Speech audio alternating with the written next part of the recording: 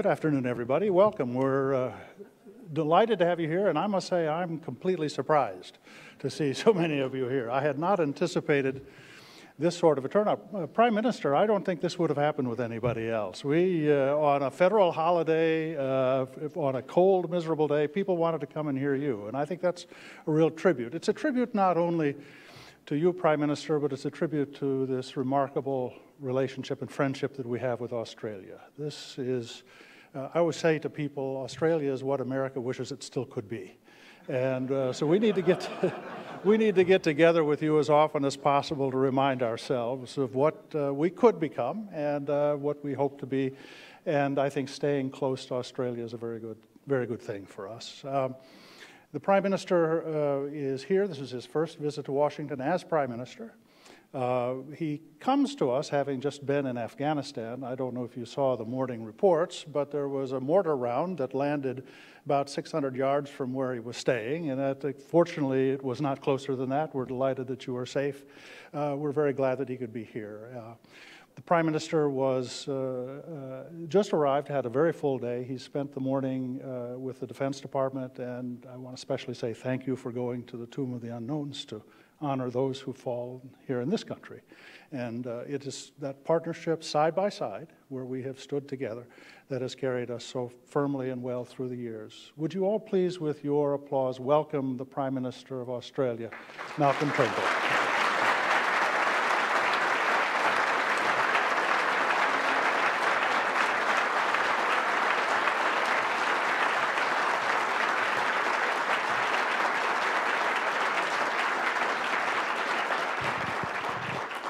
Well, thank you very much for that very warm welcome, and thank you very much indeed for coming out to this speech on your public holiday on Martin Luther King Day.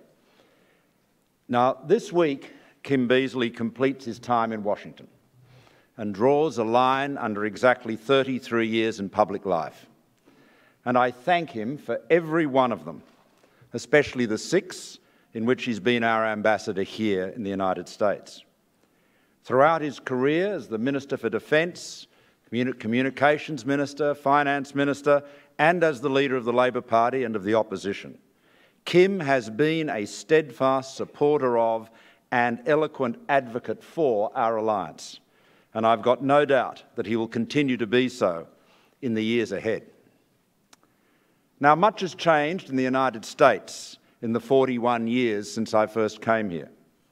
First, as a young student visiting my mother, a Rutgers professor who lived in Philadelphia, and then as a young journalist interviewing Governor George Wallace in Montgomery as he mused about the prospects of Jimmy Carter's presidential bid. My wife Lucy and I have even worked for the US government as an advisor to the Resolution Trust Corporation in the early 1990s. I came to this town. And of course, as a partner of Goldman Sachs, I used to be affectionately greeted as taxpayer by your ambassador in Australia. We co-founded the first big Australian internet company, and we floated it on the NASDAQ 20 years ago.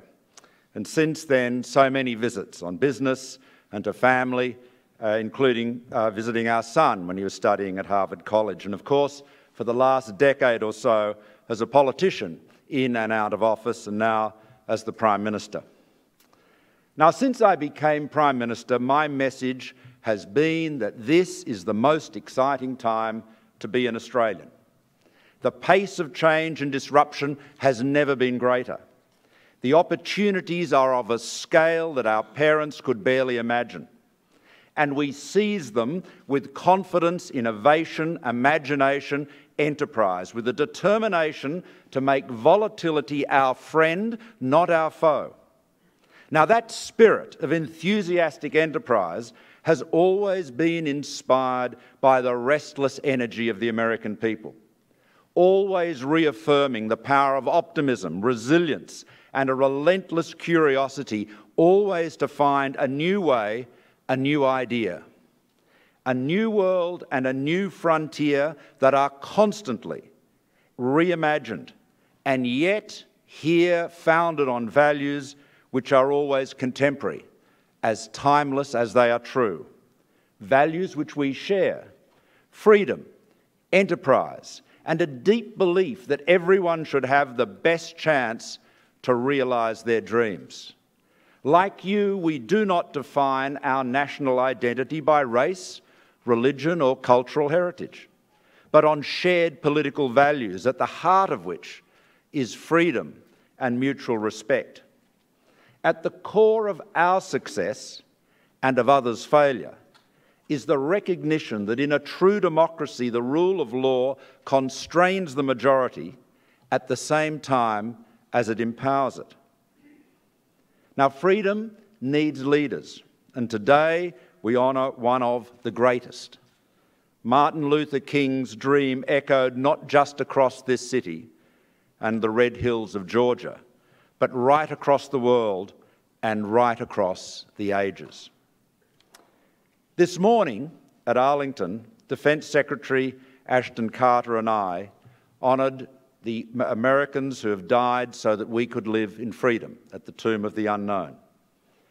In every major conflict since the First World War, those Americans have fought beside Australians. In the great battles that finally brought that war to an end, American and Australian units fought together under the leadership of our greatest general, John Monash. And today, in the skies over Iraq and Syria, our combat pilots are fighting together under the leadership of American commanders.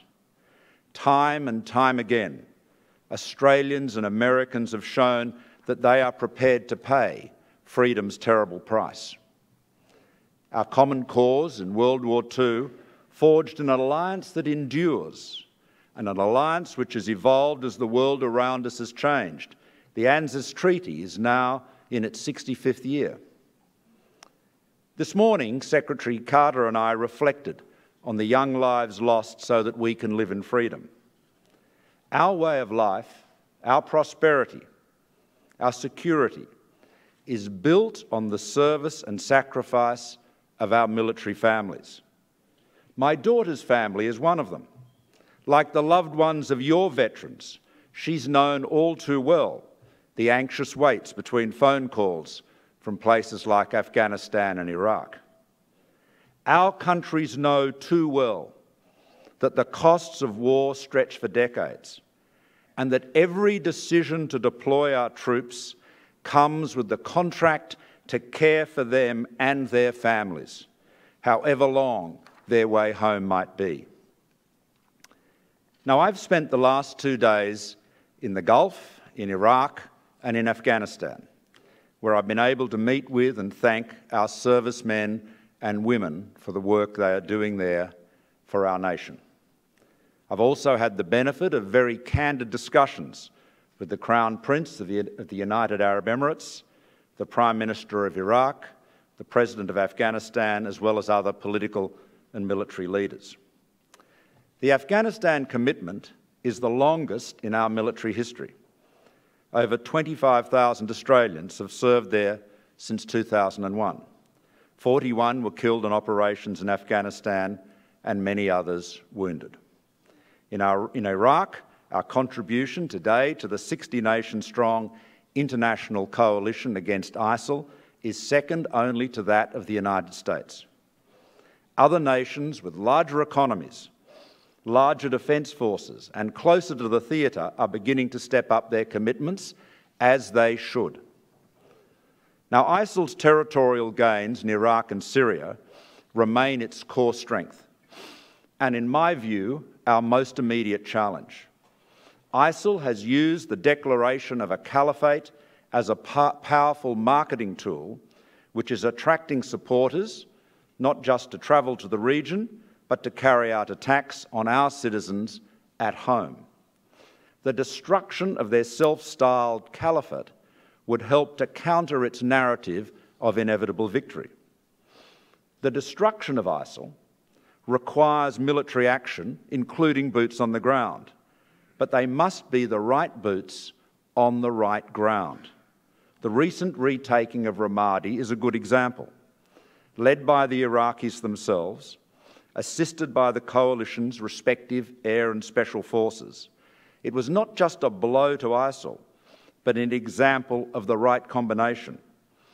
An enduring victory must be won and owned by the people of Iraq and Syria. Our role in the coalition is very important. The Prime Minister of Iraq thanked me personally for the role that the Australian advisers played in supporting the retaking of Ramadi. But it was politically vitally important for him that the retaking of that city was done and seen to be done by the Iraqi army, and in particular their counter-terrorism service, which is their elite units. Now, this check in ISIL's momentum is only the first step. The border between Syria and Iraq is a line on the map. Neither country can be secured without a settlement in the other. Unless the Sunni populations in Syria and Iraq can be reconciled with a new and inclusive order, then ISIL, or a successor extremist group, will have a ready recruiting ground. The biggest challenge is plainly finding that political settlement in Syria. The scale of the suffering is so great. 250,000 killed, 4 million refugees outside of the country, 6 million internally displaced. Now, the enmities are so deep, the wrongs so shocking, that every option should be on the table, from an institutionalised power sharing to some form of partition. This is a time for creative pragmatism and a recognition that difficult compromises will be required, particularly to avoid the sectarian aspect of this struggle spreading more widely across the region. It is above all a time for all parties, our US-led coalition, the Sunni states of the region, Iran and Russia, to get on the same page and bring this war to an end. Now, looking at the challenge more broadly, all of our words and deeds must be calculated with one aim in mind: to defeat the extremists, to dissuade people from joining them, to thwart them when they try to attack us, to punish them severely when they do, all to the end of making our people safe. We should not be so delicate as to say ISIL and its ilk have got nothing to do with Islam, but neither should we tag all Muslims or their religion with responsibility for the crimes of a tiny terrorist minority. This is precisely what the extremists want us to do.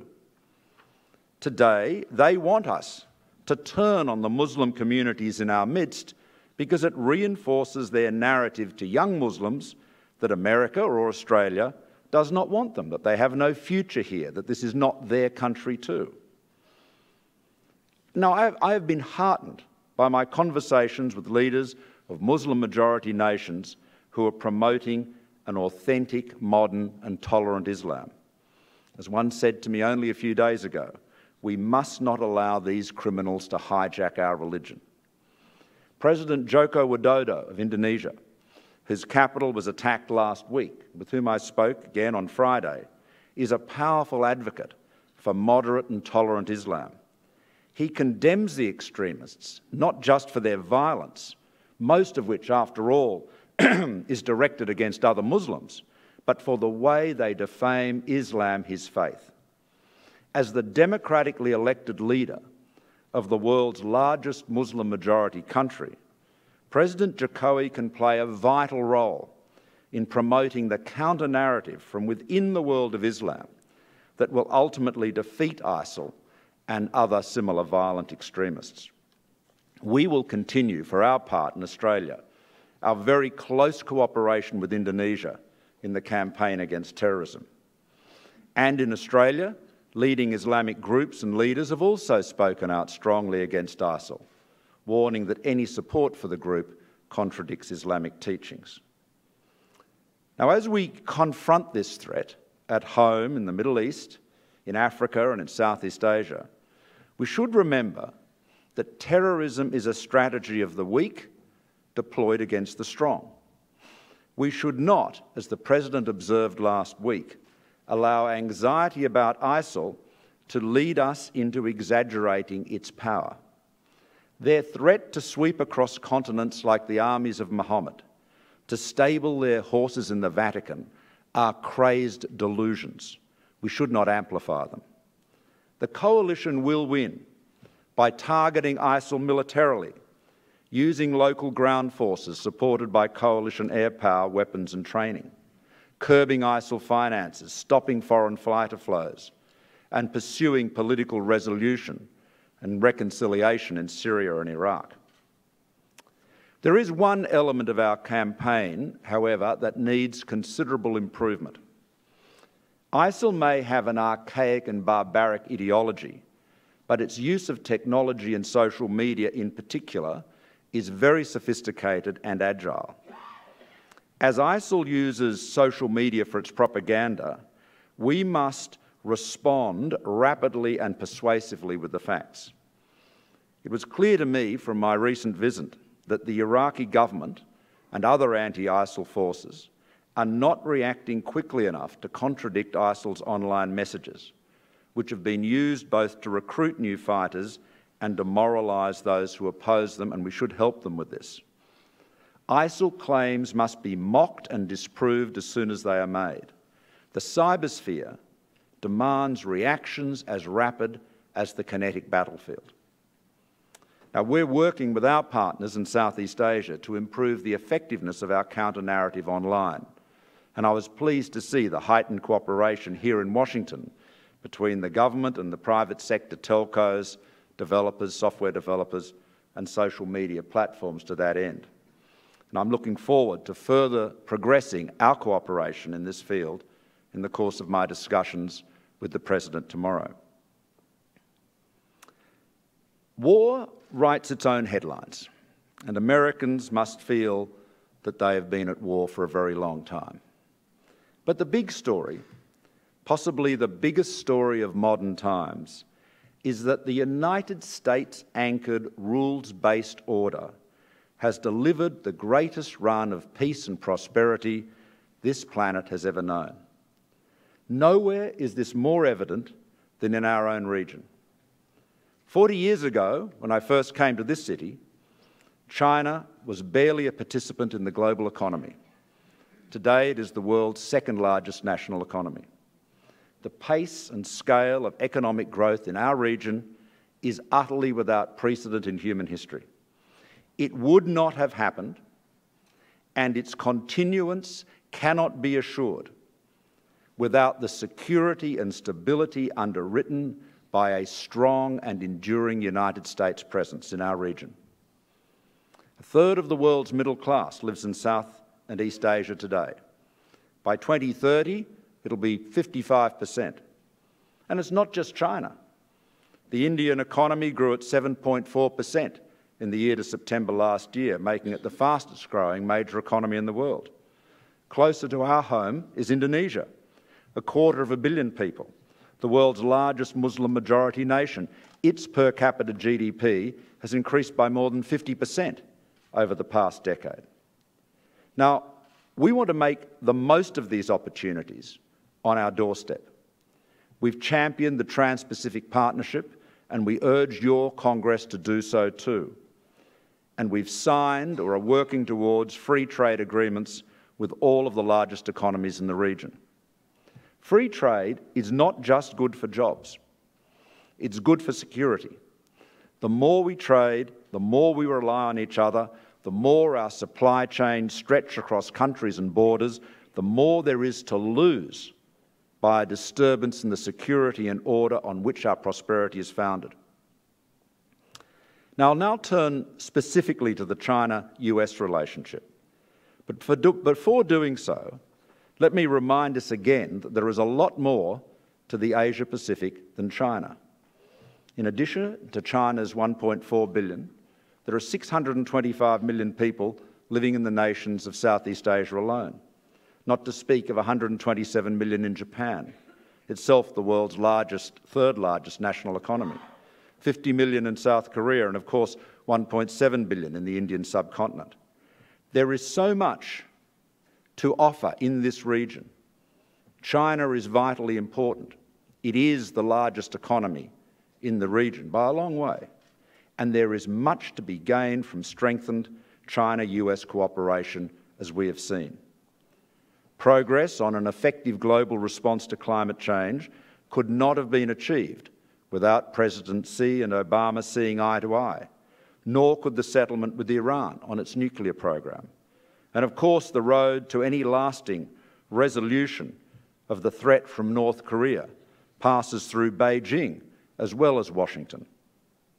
The United States, China, Australia, all the nations agree that the world has benefited mightily from China's rise. We all agree that the biggest risk to that continued peaceful rise is conflict and the disruption and instability that would bring. So central is the Asia-Pacific to the world economy, to global stability, that the preservation of the international order and the peace that it brings has been a consistent and absolutely central objective of both the United States and Australia. China's President, Xi Jinping, often says that China needs to avoid the Thucydides trap, referring to the passage in Book 1 of Thucydides' history, where after relating the rather complicated events that led up to the Peloponnesian War, observes bluntly and shrewdly that the real course was the growth of the power of Athens and the alarm which this inspired in Sparta made war inevitable. Now, if avoiding the Thucydides trap is a core objective of China's strategy, as President Xi insists it is, then we would hope that China's actions would be carefully calculated to make conflict less likely, not more, and would seek to reassure neighbours of and build their confidence in China's intentions. The legitimacy of claims to reefs and shoals should be a secondary consideration when that objective is focused on. Australia has no claims in the South China Sea, nor do we make any judgment on the legitimacy of any of the competing claims. We urge all parties, not just China, to refrain from further construction on those islands or reefs and to refrain from their militarisation. We do so because unilateral actions are in nobody's interest. They are a threat to the peace and good order of the region on which the economic growth and national security of all our neighbours depend. These differences should be resolved by international law. That is why Australia attended as observers the merits hearing in The Hague last November, in the case brought by the Philippines under the UN Convention on the Law of the Sea. We look forward in the coming months to learning the outcome of the Tribunal's deliberations. We also look forward, I hasten to add, to the United States ratifying the United Nations Convention on the Law of the Sea. The US already observes the treaty, which is a product of American leadership and crucial for resolving potential flashpoints in many parts of the globe. Non-ratification diminishes American leadership where it is most needed. Let me conclude with Book 5 of Thucydides' history. There, the independent island of Melos wanted to maintain its neutrality in the war. The ambassadors from Athens were unmoved, and when the Melians appealed to justice, they were met with a sneer as timeless as it is chilling. "You know as well as we do," the ambassadors from Athens said, "that justice is to be found only as between equals in power. As for the rest, the strong do as they will, and the weak suffer as they must." Now, the international order, the rule of law, seeks to ensure that that is not so, that might is not right, and that's why we will always work with the United States and our other allies and partners to uphold it. Now let me turn again to the digital domain. Every aspect of our lives has been transformed by the digital world of the internet. Our global economy, the pace of its growth, is supercharged by technology. We must ensure, as free nations, that the internet continues to be governed by the communities that use it, not dominated by governments. freedom of the internet is vital for democracy, human dignity and economic progress. But cybersphere cannot be a lawless domain. Australia, the United States and others will work together internationally to promote norms of behaviour that are consistent with a free, open and secure internet. They include that states should not knowingly conduct or support cyber-enabled intellectual property theft for commercial advantage. This approach can provide a basis for putting pressure on adversaries and openly imposing costs on malicious actors. And we need to do all this while redoubling our work to counter the spread of propaganda which incites extremist violence. Now, this is an area in which over the years I've already engaged constructively with many American officials, and I'm looking forward to developing this cybersecurity agenda in meetings tomorrow. Now, according to the Pew Foundation's research on countries' attitudes, 83% of Americans declared themselves interested in the 2008 US presidential elections. The same research showed that the figure in Australia at that time was 84%. I don't think anything's changed. It has to be said that you have our attention. And while we make no judgments on the partisan outcome, we hope that the strong bipartisan commitment to our alliance, to our region, and to the maintenance of a secure international order will continue undiminished.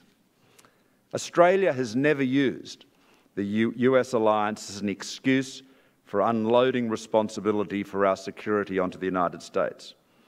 We know that to enjoy the rewards of a rules-based order and the stability that it delivers, we must also share the responsibilities that come with it. And that's why we are making sustained and effective contributions to the battles in Afghanistan and Iraq. That is why we are building and strengthening economic and security cooperation with many of our regional neighbours, including Japan, India and Korea.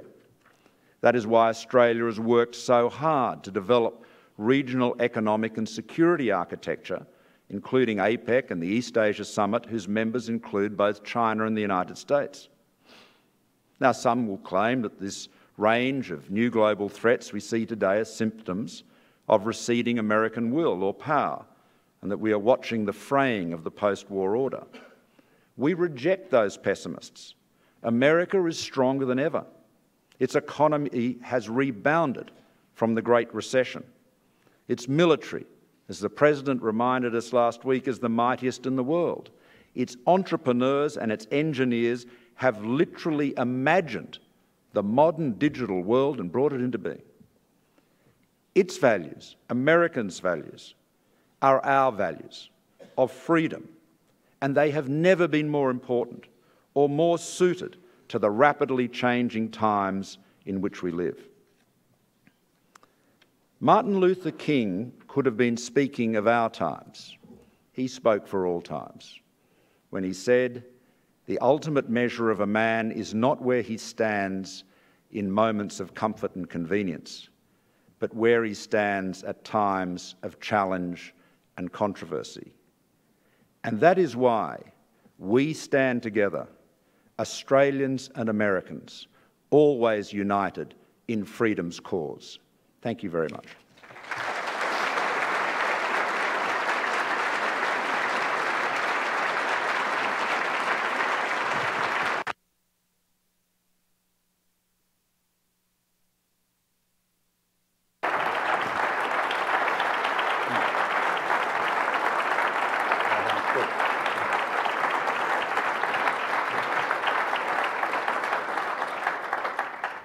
Mr. Prime Minister, you've warmed the hearts of this audience, which is, I think, the largest audience that I've seen at CSIS, which is remarkable because it is, as you mentioned, a federal holiday here honoring Martin Luther King, and it's about 5 degrees outside.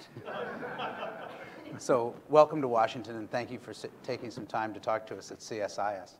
I'm Ernie Bauer. I'm the chair for Southeast Asian Studies here and also the co-director of our Pacific Partners program, which looks at Australia, New Zealand, and the Pacific. So thank you for spending some time with us. And I wanted to talk first about your relationship with Indonesia, and you mentioned President Joko Widodo, or Jokowi, as he's affectionately known by his people. You mentioned that Jokowi's response to the terrible attacks last week in Indonesia were very appropriate, I think, in your view. But how can we, Australia and the United States, how can we and how should we support Mr. Widodo and the Indonesians who have bravely responded to this attack? And what do you think we can do to encourage Jokowi to take a global role in this fight, as you mentioned, against ISIL? Well, let me start at the end. President Widodo is a charismatic leader. I've been out with him on one of his blusukans, where he arrives relatively unannounced in a market, a shopping centre, whatever, and we went on one occasion to a fabric market, which was a lot warmer than it is here, I can tell you. It was about we got out of his car. We went there in his car together, and it was very hot in Jakarta. And I said to President Widodo, I said, I think we should take our jackets off. And he said, oh, no, you'll be fine. Well, by the time the sweat was running through my eyes and I couldn't see anymore, I did decide to take my jacket off. There were thousands of people there, thousands. And the affection they had for him was really inspiring. He is a very charismatic guy. He is very much he's a politician that is very focused on cities. He was a mayor. Lucy, my wife, former mayor of Sydney, as you know, spent a lot of time talking to Jokowi about planning and infrastructure and so forth. He's very focused on that. But I certainly encourage him to speak more widely and to speak globally, because he is the, as I said in my remarks, the democratically elected leader of the largest Muslim nation in the world. Right. That is one big platform, and he can be very powerful. How do we support him? Well, we support him by encouraging his work on the security side. The Australia and Indonesia work very closely together on counter-terrorism and have done for many, many years, as indeed do our other partners, including obviously the United States. So terrorism is a global challenge. It is, and it requires a global response, and part of that is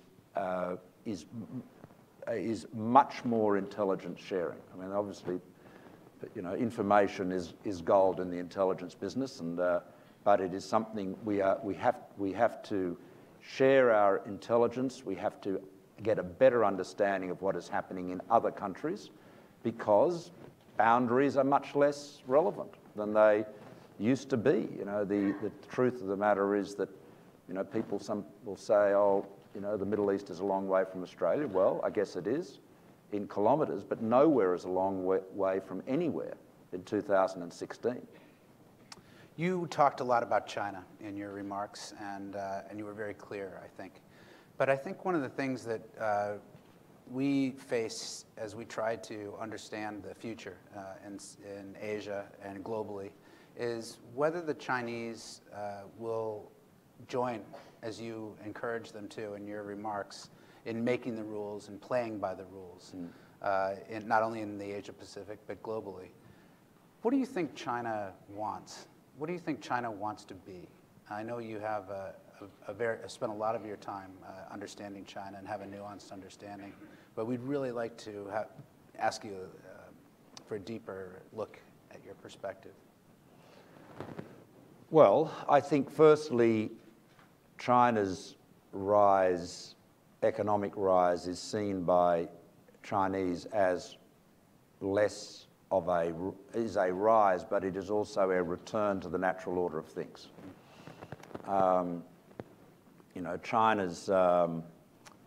China was until insofar as anyone can measure these things, until about the mid-19th century, the largest economy in the world. And it no doubt will become so again, unless instability and conflict derail it, simply because of its size. There is, that demography is destiny, as we know. But so there is China has a very strong sense of its exceptionalism. It has a strong sense of destiny. It has a strong sense of dignity. And as a great economy, as a great nation, it will seek to have the capability, the military capability that goes with that. But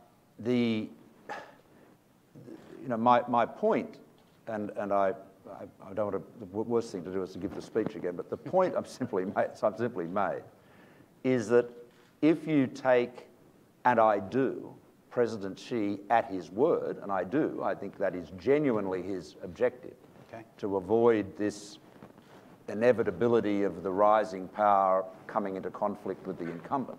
If that is his objective, then he should, and his government should, calibrate every single action by reference to that test.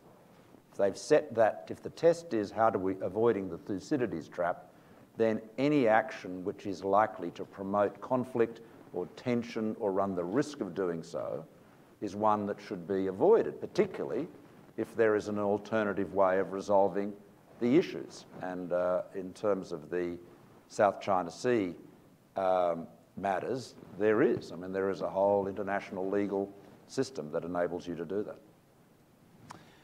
I thought I heard you say when you were talking that, reading between the lines, that you believe that economics may be the foundation of security and enduring security in Asia. Was I right about that? And if I was, what do we need to do to think beyond TPP? And how does Australia look at TPP in that context? Well, we are a free trade country. We have a remarkably high degree of bipartisanship on free trade. For example, unlike other countries, unlike historically our friends in Canada, for example, where it's been a very, bitterly fought partisan issue over a long period of time. So Australians recognise that free trade is important. We have negotiated free trade agreements or new agreements with Japan, Korea and China. The TPP, we believe, is another important free trade agreement. The bottom line is this. I mean, let me turn this around a bit. Sure. We spend a lot of money, all of us, on military capability. And we do so in the hope that we will not have to use it, that it will serve as a deterrent because it will raise the cost for others to challenge us, to try to use force to impose their will upon us. The tighter the connections, the more extensive the economic engagement between countries, the higher the cost of conflict becomes. So it's not, there is no single answer here, and I'm not suggesting that free trade agreements or multilateral agreements can take the place of the defence budget. I'm sure there are plenty of treasurers and finance ministers who would like to think that would be so. But sadly, it's not the case. But nonetheless, it is important because it means that the cost of conflict is enormous. If you think about the political imperative in China of the government continuing to deliver rising living standards and continuing to deliver economic growth, well, the cost of instability, the cost of conflict, the cost of the uncertainty that entails is very, very high. You mentioned that Australians are keenly interested in American politics. Thank you for that. Well, I'm sure you're entertained.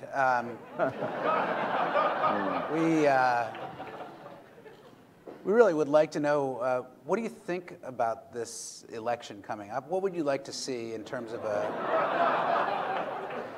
what would you like to see in terms of a leader in the White House that you can work with in 2017? Well, look, I'm sure that we will work with whoever the American people in their wisdom choose.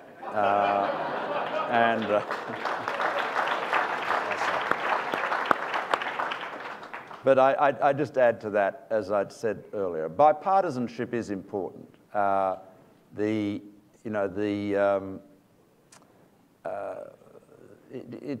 It's important in America's interest. It's important in the world's interest. When I say bipartisanship, in terms of America's commitment to continuing to underpin that rules-based international order. That is America. There has been at least in our part of the world, certainly, which is the engine of the world's economy. It's where most of the world's economic growth has been derived in recent years, recent decades. That has been underpinned by a Pax Americana. And it is as you see the big changes, the big geopolitical changes, the big economic changes. We've talked about China a lot, but that's only one of them. I say that's the biggest, but it's only one of them. It's important to maintain that order and that stability, because all of our security, all of our prosperity, and that of our children and grandchildren depends on it. So we have to bend every will. We have to use every talent that we have, every ounce of our intellect, to maintain that. It requires great institutions like the CSIS to focus on the challenges. Thank you for the pitch there. John, did you hear that? Well, ladies and gentlemen, he's the only thing that stands between the world and chaos. You know, you should give him a raise, for heaven's sake. Thanks for that. My review's tomorrow morning. Well, there you go. There you go.